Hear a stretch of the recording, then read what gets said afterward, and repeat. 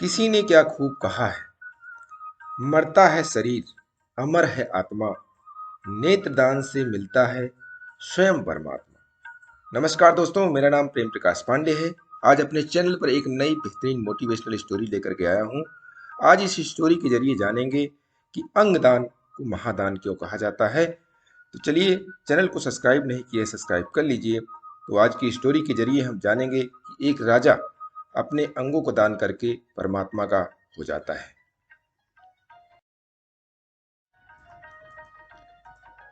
सीनर पुत्र महाराजा शिवी बड़े ही दयालु और शरणागत वत्सल थे। एक बार राजा के महान यज्ञ कर रहे थे। इतने में एक कबूतर आता है और राजा की गोद में छिप जाता है। पीछे से एक विशाल बाज वहां आता है और राजा से कहता है, राजन, मैंने तो सुना था आप बड़े ही धर्मनिष्ठ राजा हैं, फिर आज धर्म विरुद्ध आचरण क्यों कर रहे हैं? यह कबूतर मेरा आहार है और आप मुझसे मेरा आहार छीन रहे हैं। इतने में कबूतर राजा से कहता है, महाराज, मैं इस बाज से डरकर आपकी शरण में आया हूँ, मेरे प्राणों की रक्षा कीजिए महाराज। राजा धर्म संकट में पड़ जाते हैं, पर राजा अपनी बुद्धि और विवेक का प्रयोग करके कहते हैं, राजा, तुमसे डर कर यह कबूतर प्राण रक्षा के लिए मेरी शरण में आया है, इसीलिए शरण में आए हुए इस कबूतर का मैं त्याग नहीं कर सकता, क्योंकि जो लोग शरणागत की रक्षा नहीं करते उनका कहीं भी कल्याण नहीं होता है। बाज ने बोला, राजन, प्रत्येक प्राणी भूख से व्याकुल होते हैं। मैं भी इस समय भूख से व्याकुल हूँ। यदि मुझे इस समय यह कबूतर नहीं मिला तो मेरे प्राण चले जाएंगे। मेरे प्राण जाने पर मेरे बाल बच्चों के भी प्राण चले जाएंगे। ये राजन, इस तरह एक जीव के प्राण बचाने की जगह कई जीव के प्राण चले जाएंगे। राजा, शरण में आए इस कबूतर को तो मैं तुम्हें नहीं दे सकता। किसी और तरह तुम्हारी भूख शांत हो सकती है तो बताओ। मैं अपना पूरा राज्य तुम्हें दे सकता हूँ, पूरे राज्य का आहार तुम्हें दे सकता हूँ, अपना सब कुछ तुम्हें दे सकता हूँ, पर यह कबूतर तुम्हें नहीं दे सकता। बाज ने बोला, हे राजन, यदि आपका इस कबूतर पर इतना ही प्रेम है तो इस कबूतर के ठीक बराबर का तौल कर आप अपना मांस मुझे दे दीजिए, मैं अधिक नहीं चाहता। राजा ने बोला, तुमने बड़ी कृपा की, तुम जितना चाहो उतना मांस मैं देने को तैयार हूं। यदि यह शरीर प्राणियों के उपकार के काम ना आए तो प्रतिदिन इसका पालन पोषण करना बेकार है। हे बाज, मैं तुम्हें कथनानुसार ही करता हूं। यह कहकर राजा ने एक तराजू मंगवाया और उसके एक पल्ले में उस कबूतर को बैठाकर दूसरे में अपना मांस काट काट कर रखने लगे और उस कबूतर के साथ तौलने लगे। कबूतर की रक्षा हो और बाज के भी प्राण बचें, दोनों का ही दुख निवारण हो, इसीलिए महाराज शिवी अपने हाथ से अपना मांस काट काट कर तराजू में रखने लगे। तराजू में कबूतर का वजन मांस से बढ़ता ही गया। राजा ने शरीर भर का मांस काट के रख दिया, परंतु कबूतर का पलड़ा नीचे ही नहीं जा रहा था। तब राजा स्वयं तराजू पर चढ़ गए। जैसे ही राजा तराजू पर चढ़े, वैसे ही कबूतर और बाज दोनों ही अंतर्ध्यान हो गए और उनकी जगह इंद्र और अग्नि देवता प्रकट हुए। इंद्र ने कहा, राजन, तुम्हारा कल्याण हो, और यह जो कबूतर बना है यह अग्नि जी है। हम लोग तुम्हारी परीक्षा लेने आए थे। तुमने जैसा असंभव कार्य किया है वैसा आज तक किसी ने नहीं किया। जो मनुष्य अपने प्राणों को त्याग कर भी दूसरे के प्राणों की रक्षा करता है वह परम धाम को प्राप्त होता है। अपना पेट भरने के लिए तो पशु भी जीते हैं, पर प्रशंसा की योग्य जीवन तो उन लोगों का है जो दूसरों के लिए जीते हैं। इंद्र ने राजा को वरदान देते हुए कहा, तुम चिरकाल तक दिव्य रूप धारण करके पृथ्वी का पालन कर अंत में भगवान के ब्रह्मलोक में जाओगे। इतना कहकर वे दोनों अंतर्ध्यान हो गए। दोस्तों, भारत वह भूमि है जहां राजा शिवी और दधीच जैसे लोग अवतरित हुए हैं, जिन्होंने परोपकार के लिए अपना जिंदा शरीर दान दे दिया है। और एक हम लोग हैं, जिंदा की तो बात छोड़िए, मरने के बाद भी अंगदान नहीं करते। तो दोस्तों, मरने के बाद यह शरीर कूड़ा हो जाता है, उसमें से बदबू उठने लगती है। घर और परिवारीजन जल्द से जल्द उसे घर से बाहर ले जाते हैं। अगर वह शरीर काम का होता तो वह उसको जलाते या गाड़ते क्यों? जो हमारे काम का नहीं, वह किसी को जीवन दे सकता है, किसी को रोशनी दे सकता है और मेडिकल साइंस को एक नई दिशा दिखा सकता है। और ऐसा तब हो सकता है जब हम आप इस मृत शरीर को दान करें। इसीलिए दोस्तों, अब समय आ गया है परोपकार करके भागीदार बनने का। तो कृपया इस बात पर विचार करें और निर्णय लें कि हमें दान करना चाहिए कि नहीं करना चाहिए।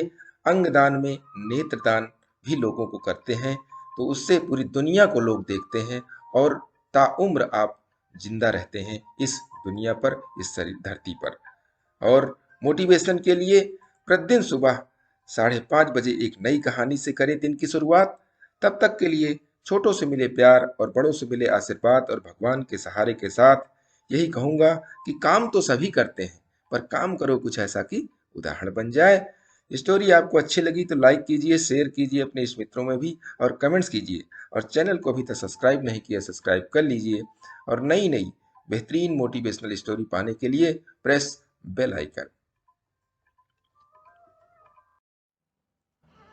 किसी ने क्या खूब कहा है, कभी भी अपनी तुलना दूसरों के साथ मत करना, क्योंकि आपका किरदार आपसे अच्छा कोई नहीं निभा सकता। नमस्कार दोस्तों, मेरा नाम प्रेम प्रकाश पांडे है। आज अपने चैनल पर एक नई बेहतरीन मोटिवेशनल स्टोरी लेकर के आया हूं। आज की स्टोरी का जो शीर्षक है कि अपनी तुलना न करें। तो चलिए, चैनल को सब्सक्राइब नहीं किया है, सब्सक्राइब कर लीजिए और सुनते हैं यह बेहतरीन स्टोरी।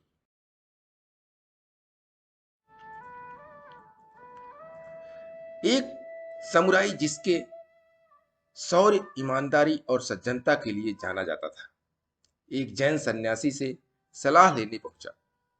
जब सैन सन्यासी ने ध्यान पूर्ण कर लिया, तब समुराई ने उससे पूछा कि मैं इतना हीन क्यों महसूस करता हूँ। मैंने कितनी ही लड़ाइयां जीती हैं, कितने ही असहाय लोगों की मदद की है, पर जब मैं और लोगों को देखता हूँ तो लगता है कि मैं उनके सामने कुछ नहीं, मेरे जीवन का कोई महत्व ही नहीं है।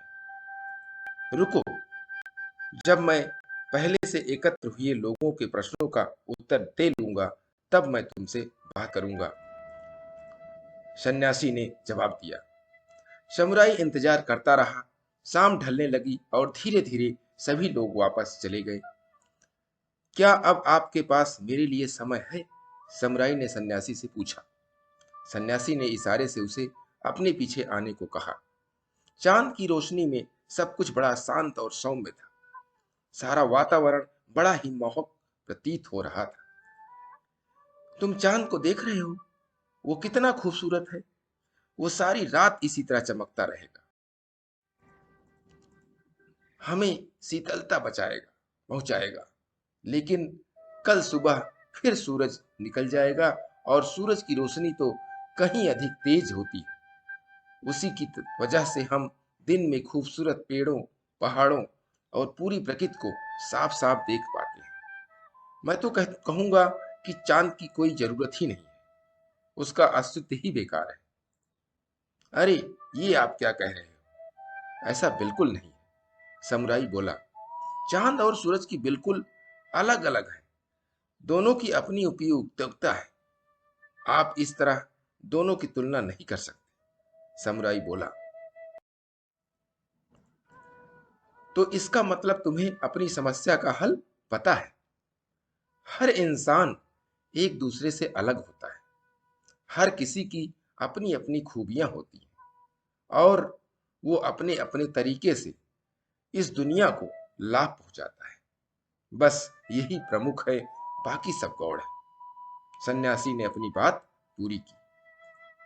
दोस्तों, हमें भी खुद को दूसरों से तुलना नहीं करनी चाहिए। अगर औरों के अंदर कुछ गुण है तो हमारे अंदर भी कई गुण हैं, पर शायद हम अपने गुणों को कम और दूसरे के गुणों को अधिक आंकते हैं। हकीकत तो ये है कि हम सब अद्वितीय हैं और सभी किसी न किसी रूप में विशेष हैं। इसी के संदर्भ में बहुत से महापुरुषों ने भी कहा है। उसी में से राल्फ वाल्डो इमर्सन ने कहा भी है कि मैं जिस व्यक्ति से भी मिलता हूँ वह किसी न किसी रूप में मुझसे बेहतर है।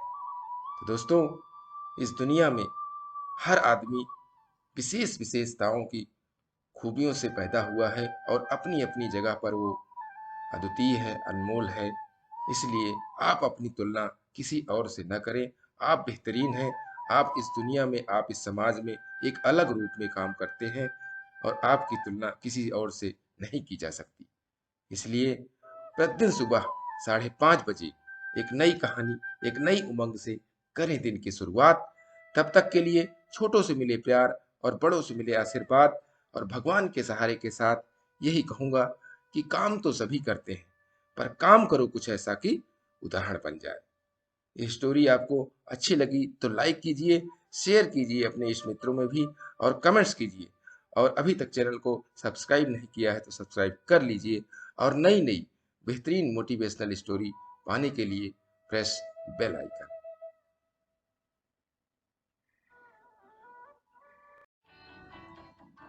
किसी ने क्या खूब कहा है, यदि आप उस व्यक्ति को खोज रहे हैं जो आपके जीवन को बदल दे या आपको सफल बना दे, तो आप आईने में देख लें। नमस्कार दोस्तों, मेरा नाम प्रेम प्रकाश पांडे है। आज अपने चैनल पर एक नई बेहतरीन मोटिवेशनल स्टोरी लेकर के आया हूं। आज की स्टोरी का जो शीर्षक है, अपनी इच्छा या रुचि को पहचाने। तो चलिए, चैनल को सब्सक्राइब नहीं किया है तो सब्सक्राइब कर लीजिए और स्टोरी के माध्यम से देखते हैं यह शीर्षक क्या है।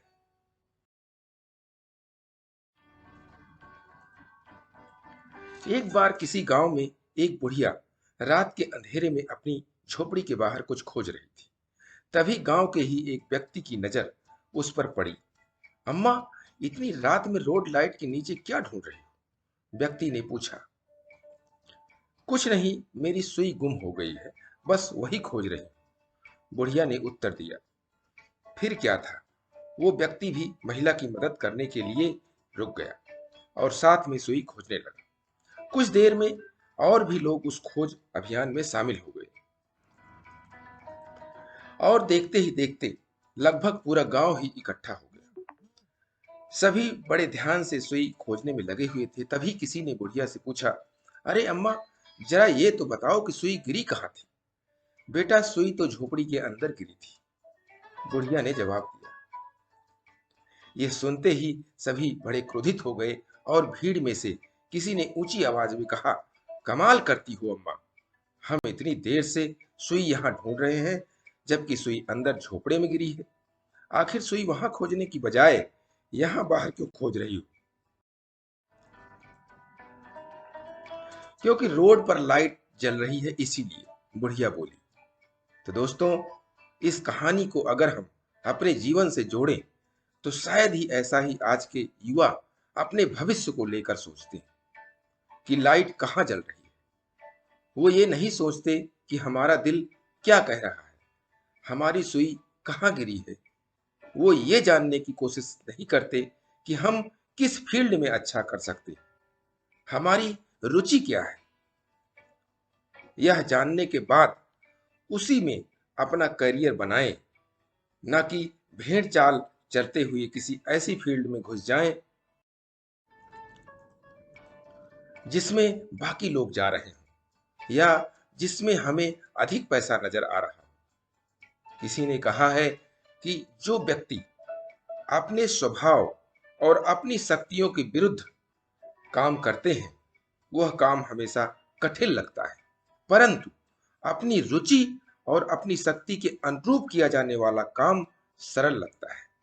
तो दोस्तों, इस कहानी से यह मोटिवेशन मिलता है कि हम अपनी इच्छा के अनुसार, अपनी रुचि के अनुसार काम को तलाशें और उसमें जिद्दीपन लाएं और उस काम को करें, तभी हमें सफलता मिल पाएगी। इधर उधर नहीं भटकना चाहिए। और इसके लिए प्रतिदिन सुबह 5:30 बजे एक नई कहानी, एक नई उमंग से करें दिन की शुरुआत। तब तक के लिए छोटों से मिले प्यार और बड़ों से मिले आशीर्वाद और भगवान के सहारे के साथ यही कहूंगा, काम तो सभी करते हैं पर काम करो कुछ ऐसा कि उदाहरण बन जाए।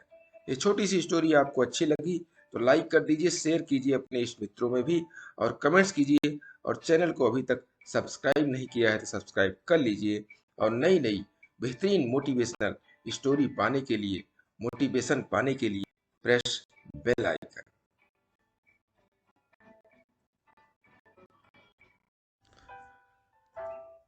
किसी ने क्या खूब कहा है, अपनों को अपना होने का एहसास दिलाओ, वरना वक्त आपके अपनों को आपके बिना जीना सिखा देगा। नमस्कार दोस्तों, मेरा नाम प्रेम प्रकाश पांडे है। आज अपने चैनल पर एक नई बेहतरीन मोटिवेशनल स्टोरी लेकर के आया हूं, जिसके जरिए हम आज जानेंगे कि अपनों के लिए वक्त निकालिए। और अभी तक चैनल को सब्सक्राइब नहीं किया है, सब्सक्राइब कर लीजिए। और आइए सुनते हैं यह बेहतरीन स्टोरी। वह प्राइमरी स्कूल की टीचर थी। सुबह उसने बच्चों का टेस्ट लिया था और उनकी कॉपियां जांचने के लिए घर ले आई थी। बच्चों की कॉपियां देखते देखते उसके आंसू बहने लगे। उसका पति वहीं लेटे टीवी देख रहा था। उसने रोने का कारण पूछा। टीचर बोली, सुबह मैंने बच्चों को मेरी सबसे बड़ी ख्वाहिश विषय पर कुछ पंक्तियां लिखने को कहा था। एक बच्चे ने इच्छा जाहिर करी है कि भगवान उसे टेलीविजन बना दे। यह सुनकर पतिदेव हंसने लगे। टीचर बोली, आगे तो सुनो। बच्चे ने लिखा है, यदि मैं टीवी बन जाऊंगा तो घर में मेरी एक खास जगह होगी और सारा परिवार मेरे इर्द गिर्द रहेगा। जब मैं बोलूंगा तो सारे लोग मुझे ध्यान से सुनेंगे। मुझे रोका टोका नहीं जाएगा और नहीं उल्टे सवाल होंगे। जब मैं टीवी बनूंगा तो पापा ऑफिस से आने के बाद थके होने के बावजूद मेरे साथ बैठेंगे। मम्मी को जब तनाव होगा तो वो मुझे डांटेंगी नहीं, बल्कि मेरे साथ रहना चाहेंगे। मेरे बड़े भाई बहनों के बीच मेरे पास रहने के लिए झगड़ा होगा। यहाँ तक कि जब टीवी बंद रहेगा तब भी उसकी अच्छी तरह देखभाल होगी। और हाँ, टीवी के रूप में मैं सबको खुशी भी दे सकूंगा। यह सब सुनने के बाद पति भी थोड़ा गंभीर होते हुए बोला, हे भगवान, मेरा बच्चा, उसके माँ बाप तो उस पर जरा भी ध्यान नहीं देते। टीचर पत्नी ने आंसू भरी आंखों से उसकी तरफ देखा और बोली, जानते हो यह बच्चा कौन है? हमारा अपना बच्चा, हमारा छोटू। सोचिए, यह छोटू कहीं हमारा आपका बच्चा तो नहीं है। दोस्तों दोस्तों इस छोटी सी कहानी लगभग प्रत्येक घर की है। आज की भागदौड़ भरी जिंदगी में हमें वैसे ही एक दूसरे के लिए कम वक्त मिलता है।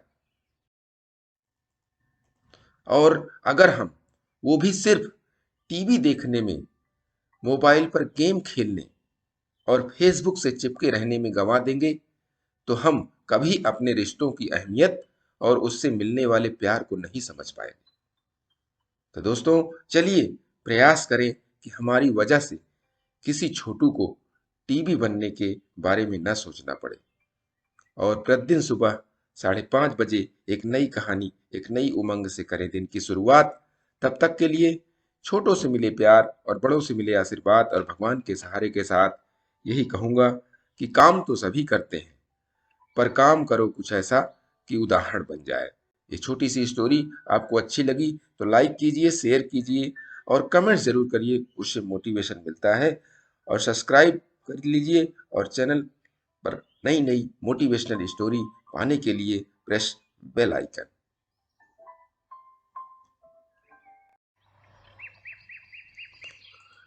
किसी ने क्या खूब कहा है कि जिंदगी में अगर कुछ पाना है तो तरीके बदलो, इरादे नहीं। नमस्कार दोस्तों, मेरा नाम प्रेम प्रकाश पांडे है। आज अपने चैनल पर एक नई बेहतरीन मोटिवेशनल स्टोरी लेकर के आया हूं, जिसके जरिए हम जानेंगे कि अलग दृष्टिकोण से सोचने से क्या होता है। तो इस स्टोरी के माध्यम से आज हम ये जानने की कोशिश करेंगे। तो चलिए, चैनल को सब्सक्राइब नहीं किया है सब्सक्राइब कर लीजिए और सुनते हैं यह बेहतरीन स्टोरी।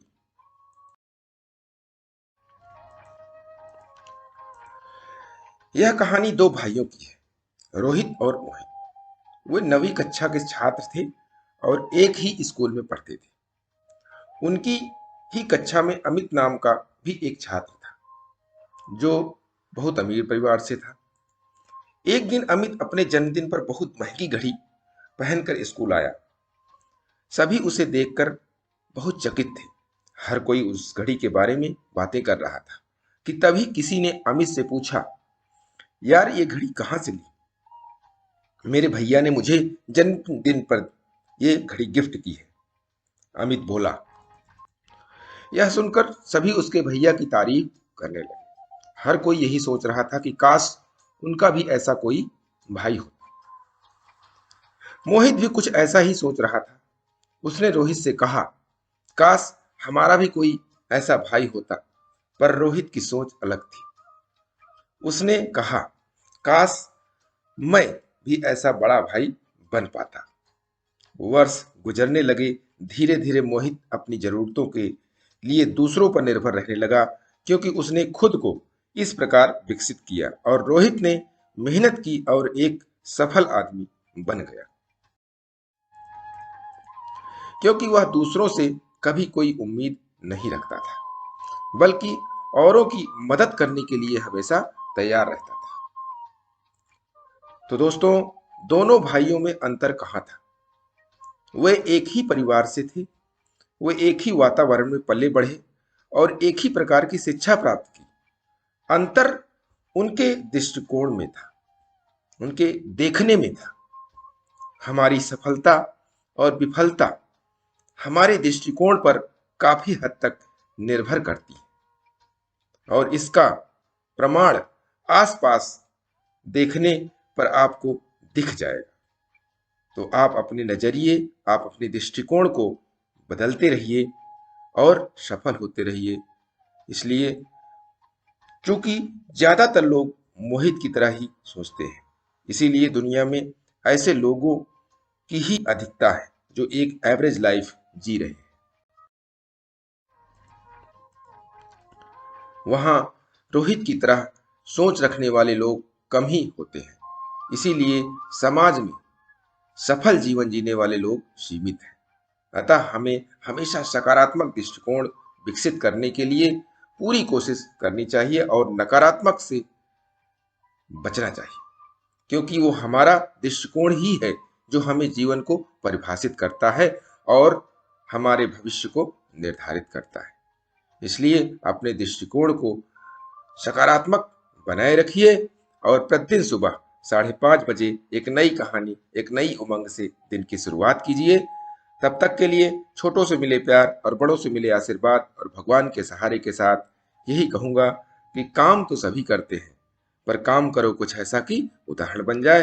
ये छोटी सी स्टोरी आपको अच्छी लगी तो लाइक कीजिए, शेयर कीजिए अपने इष्ट मित्रों में भी और कमेंट्स कीजिए। और चैनल तक सब्सक्राइब नहीं किया सब्सक्राइब कर लीजिए और नई नई बेहतरीन मोटिवेशनल स्टोरी पाने के लिए प्रेस बेल आइकन। किसी ने क्या खूब कहा है, अगर आप सही हो तो कुछ सही साबित करने की कोशिश ना करो, बस सही बने रहो, गवाही खुद वक्त देगा। नमस्कार दोस्तों, मेरा नाम प्रेम प्रकाश पांडे है। आज अपने चैनल पर एक नई बेहतरीन मोटिवेशनल स्टोरी लेकर के आया हूं।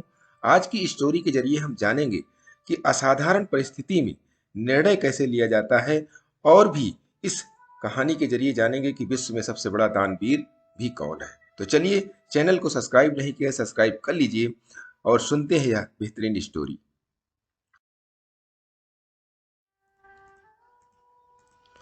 जब महाराज युधिष्ठिर इंद्रप्रस्थ पर राज्य करते थे, वे काफी दान आदि भी करते थे। धीरे धीरे उनकी प्रसिद्धि दानवीर के रूप में फैलने लगी और पांडवों का इसका अभिमान होने लगा। एक बार कृष्ण इंद्रप्रस्थ पहुंचे। भीम व अर्जुन ने युधिष्ठिर की प्रशंसा शुरू की कि वह कितने बड़े दानी हैं। तब कृष्ण ने उन्हें बीच में ही टोक दिया और कहा, हमने कर्ण जैसा दानवीर नहीं सुना। पांडवों को यह बात पसंद नहीं आई। भीम ने पूछ ही लिया, कैसे? कृष्ण ने कहा कि समय आने पर बतलाऊंगा। कुछ ही दिनों में सावन का माह शुरू हो गया और वर्षा की झड़ी लग गई। उस समय एक याचक युधिष्ठिर के पास आया और बोला, महाराज, मैं आपके राज्य में रहने वाला एक ब्राह्मण हूं और मेरा व्रत है कि बिना हवन किए कुछ भी नहीं खाता पीता। कई दिनों से मेरे पास यज्ञ के लिए चंदन की लकड़ी नहीं है। यदि आपके पास हो तो मुझ पर कृपा करें, अन्यथा हवन तो पूरा नहीं होगा, मैं भी भूखा प्यासा मर जाऊंगा। युधिष्ठिर ने तुरंत कोषागार के कर्मचारी को बुलाया और कोष से चंदन की लकड़ी देने का आदेश दिया। संयोग से कोषागार में सूखी लकड़ी नहीं थी। तब महाराज ने भीम और अर्जुन को चंदन की लकड़ी का प्रबंध करने का आदेश दिया, लेकिन काफी दौड़ धूप के बाद भी सूखी लकड़ी की व्यवस्था नहीं हो पाई। तब ब्राह्मण को हताश होते देख कृष्ण ने कहा, मेरे अनुमान से एक स्थान पर आपको लकड़ी मिल सकती है, आइए मेरे साथ। ब्राह्मण की आंखों में चमक आ गई। भगवान ने अर्जुन व भीम को भी इशारा किया। भेष बदलकर वह भी ब्राह्मण के संग हो लिए। कृष्ण सबको लेकर कर्ण के महल में गए। सभी ब्राह्मणों के भेष में थे, अतः कर्ण ने उन्हें पहचाना नहीं। याचक ब्राह्मण ने जाकर लकड़ी की अपनी वही मांग दोहराई। कर्ण ने भी अपने भंडार के मुखिया को बुलाया और सूखी लकड़ी देने के लिए कहा। वहां भी वही उत्तर मिल प्राप्त हुआ। ब्राह्मण निराश हो गया। अर्जुन भीम प्रश्न सूचक निगाहों से भगवान को ताकने लगे, लेकिन वे अपनी चिर परिचित मुस्कान के लिए बैठे रहे। तभी कर्ण ने कहा, हे देवता, आप निराश न हो, एक उपाय है मेरे पास। उसने अपने महल के खिड़की दरवाजों में लकड़ी लगी चंदन की लकड़ी काट काट कर ढेर लगा दी और फिर ब्राह्मण से कहा, आपको जितनी लकड़ी चाहिए कृपया ले जाइए। कर्ण ने लकड़ी पहुंचाने के लिए ब्राह्मण के साथ अपना सेवक भी भेज दिया। ब्राह्मण लकड़ी लेकर कर्ण को आशीर्वाद देता हुआ लौट गया। ब्राह्मण चला गया। पांडव व श्री कृष्ण भी लौट आए। वापस आकर भगवान ने कहा, साधारण अवस्था में दान देना कोई विशेषता नहीं है। असाधारण परिस्थिति में किसी के लिए अपने सर्वस्व को त्याग देने का ही नाम दान है। अन्यथा चंदन की लकड़ी के खिड़की दरबार तो आपके महल में भी थे। दोस्तों, कर्ण ने कोई विशेष कार्य नहीं किया, किंतु उसने अपना यह नियम भंग नहीं होने दिया कि उसके द्वार से कोई निराश नहीं लौटेगा, और असाधारण परिस्थिति में निर्णय लिया। असाधारण परिस्थिति में निर्णय एक सफल व्यक्ति की निशानी होती है। अपने लक्ष्य को पाने के लिए सफल होने वाला व्यक्ति कैसी भी परिस्थिति हो, मेहनत करता ही है और भगवान उसका साथ देते हैं। इसीलिए वह सबसे सर्वश्रेष्ठ हो जाता है। इसीलिए कैसी भी परिस्थिति हो, निर्णय लीजिए और आगे बढ़िए और प्रतिदिन सुबह 5:30 बजे एक नई कहानी, एक नई उमंग से दिन की शुरुआत कीजिए। और तब तक के लिए छोटों से मिले प्यार और बड़ों से मिले आशीर्वाद और भगवान के सहारे के साथ यही कहूंगा कि काम तो सभी करते हैं, पर काम करो कुछ ऐसा कि उदाहरण बन जाए। ये छोटी सी स्टोरी आपको अच्छी लगी तो लाइक कीजिए, शेयर कीजिए और कमेंट्स कीजिए। और चैनल को अभी तक सब्सक्राइब नहीं किया, सब्सक्राइब कर लीजिए और नई नई बेहतरीन मोटिवेशनल स्टोरी पाने के लिए प्रेस बेल आइकन।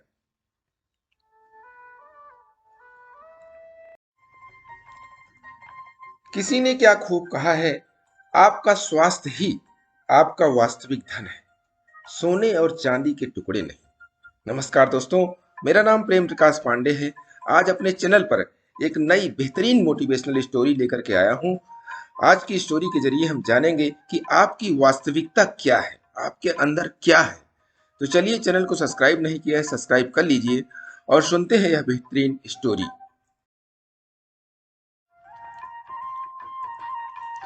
एक बार की बात है कि एक बाज का अंडा मुर्गी के अंडों के बीच आ गिरा। कुछ दिनों बाद उन अंडों में से चूजे निकले।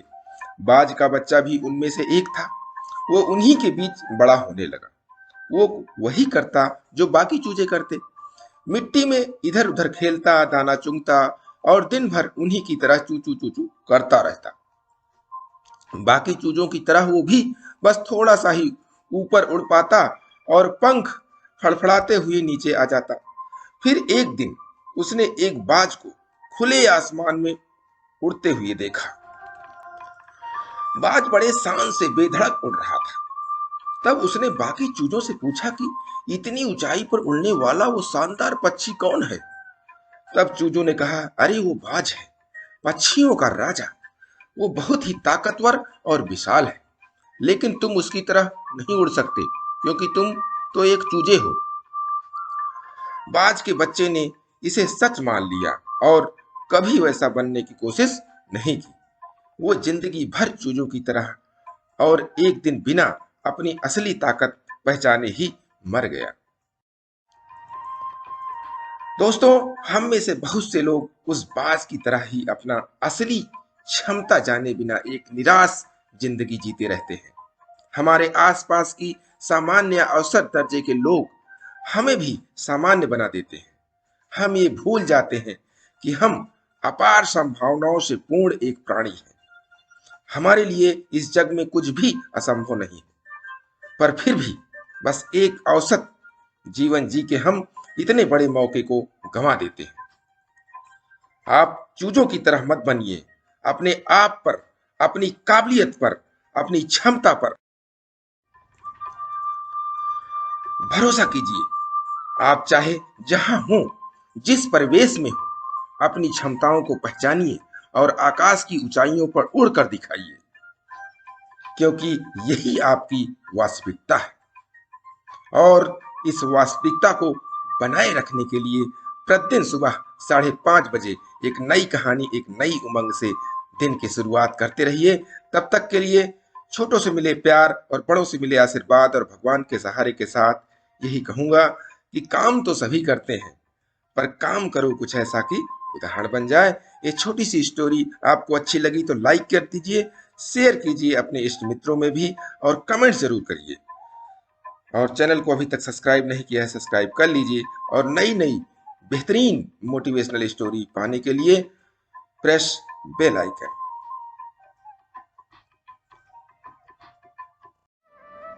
किसी ने क्या खूब कहा है कि माँ वो है जो सबकी जगह ले सकती है, लेकिन उसकी जगह कोई नहीं ले सकता। नमस्कार दोस्तों, मेरा नाम प्रेम प्रकाश पांडे है। आज अपने चैनल पर एक नई बेहतरीन मोटिवेशनल स्टोरी लेकर के आया हूँ। आज की स्टोरी के जरिए हम जानेंगे कि ईश्वर का भेजा फरिश्ता कौन है इस धरती पर। तो चलिए, चैनल को सब्सक्राइब नहीं किया है तो सब्सक्राइब कर लीजिए और सुनते हैं यह बेहतरीन स्टोरी, जिसके जरिए हम जानेंगे कि ईश्वर का भेजा फरिश्ता कौन है।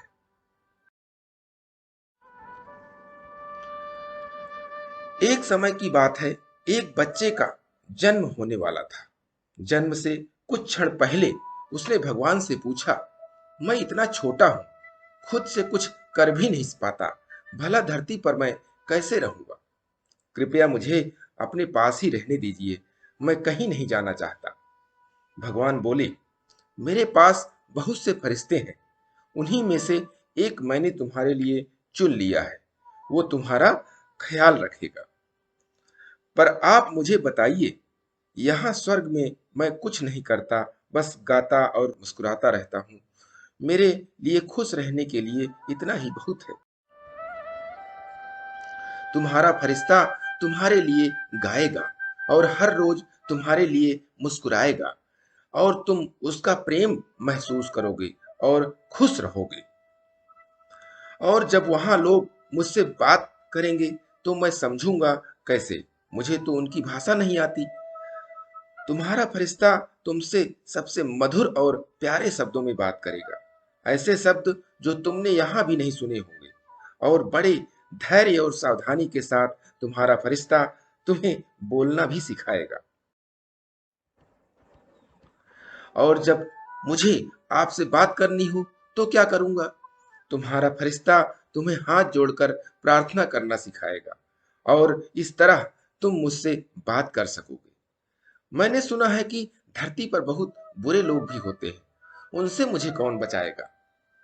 तुम्हारा फरिश्ता तुम्हें बचाएगा, भले ही उसकी जान, उसकी अपनी जान पर खतरा क्यों ना आ जाए। लेकिन मैं हमेशा दुखी रहूंगा क्योंकि मैं आपको नहीं देख पाऊंगा। तुम्हारा तुम इसकी चिंता मत करो। तुम्हारा फरिश्ता हमेशा तुमसे मेरे बारे में बात करेगा और तुम वापस मेरे पास कैसे आ सकते हो ये बताएगा। उस वक्त स्वर्ग में असीम शांति थी, पर पृथ्वी से किसी के कराहने की आवाज आ रही थी। बच्चा समझ गया कि अब उसे जाना है और उसने रोते रोते भगवान से कहा, पूछा, हे ईश्वर, अब तो मैं जाने वाला हूँ, कृपया मुझे उस फरिश्ते का नाम बता दीजिए। भगवान बोले, फरिश्ते के नाम का कोई महत्व नहीं है, बस इतना जानो कि तुम उसे माँ कहकर पुकारोगे। तो दोस्तों, हम सबको पता है कि माँ क्या होती है। बस इतना ही कहना चाहूंगा कि अगर आपके पास माँ है तो दुनिया की हर खुशी आपके पास है। माँ का ऋण या कर्ज आज तक कोई नहीं चुका सका और कोई विधि या विधान भी नहीं है इस ब्रह्मांड में। बस यही कि माँ के हृदय या दिल को कभी चोट न लगे, उनकी आंखों में कभी आंसू ना आए, इतना ख्याल रखना दोस्तों।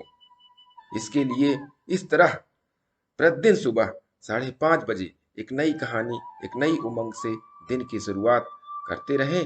तब तक के लिए छोटों से मिले प्यार और बड़ों से मिले आशीर्वाद और भगवान के सहारे के साथ यही कहूंगा कि काम तो सभी करते हैं, पर काम करो कुछ ऐसा कि घर बन जाए।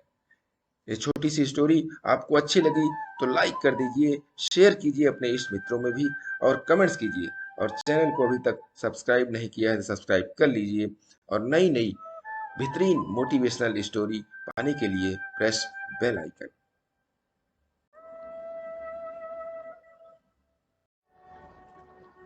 किसी ने क्या खूब कहा है, ऊंचा उठने के लिए पंखों की जरूरत तो पक्षियों को पड़ती है। मनुष्य तो जितना नीचे झुकता है उतना ऊपर उठता है। नमस्कार दोस्तों, मेरा नाम प्रेम प्रकाश पांडे है। आज अपने चैनल पर एक नई बेहतरीन मोटिवेशनल स्टोरी लेकर के आया हूँ। आज की स्टोरी के जरिए हम जानेंगे कि मनुष्य को ऊपर उठने के लिए क्या चाहिए।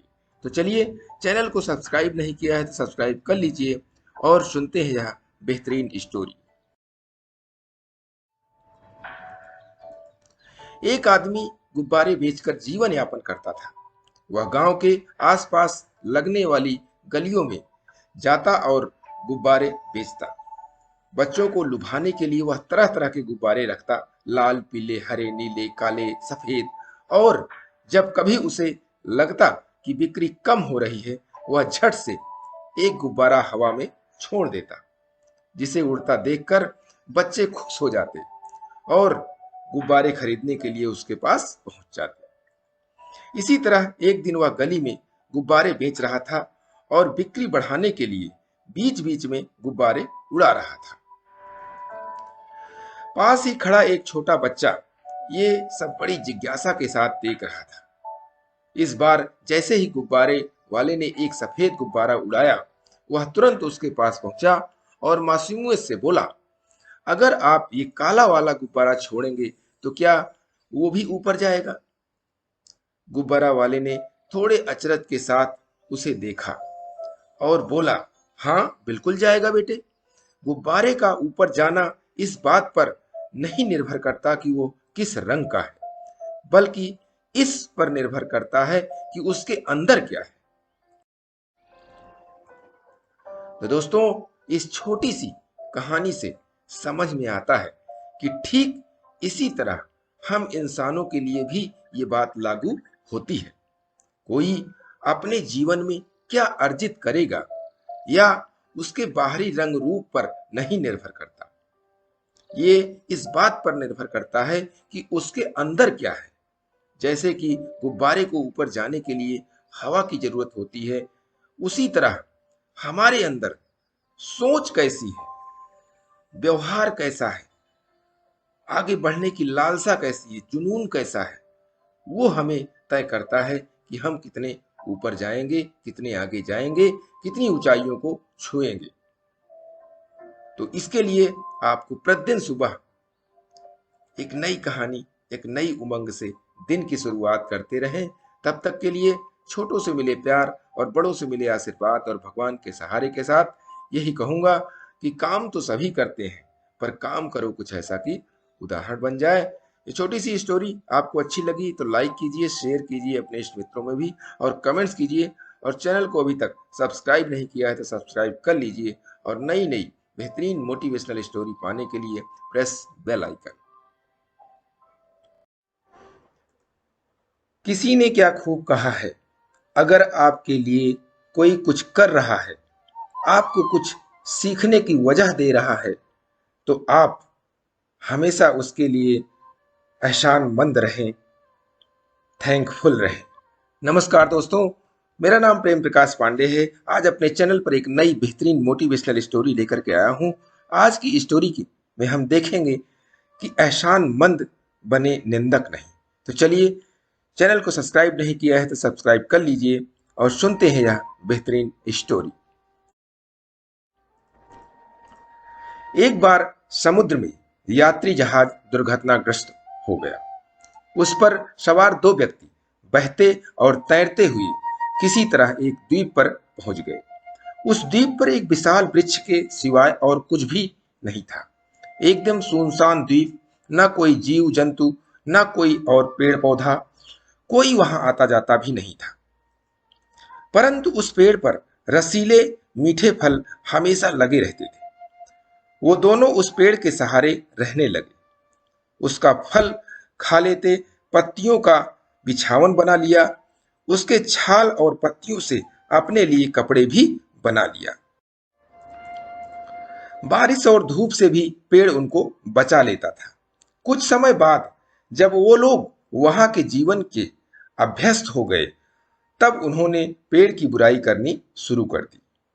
दोनों दिन में कई बार एक दूसरे से कहते, अभागा पेड़ है, यहाँ इसके सिवा और कोई नहीं है, शायद यह किसी को पनपने ही नहीं देता होगा, इसे अकेले रहना ही पसंद होगा, इस टापू पर अकेले रहने का दंड मिला होगा इसको। पेड़ उनकी बातें सुनता रहता था। कुछ समय बाद पेड़ भी निराश होने लगा, उसकी शक्तियां कम होने लगी, पत्ते पीले पड़कर मुरझा गए, फल लगने भी बंद हो गए और पेड़ सूख गया। उसके साथ साथ उन दोनों की भी मृत्यु हो गई।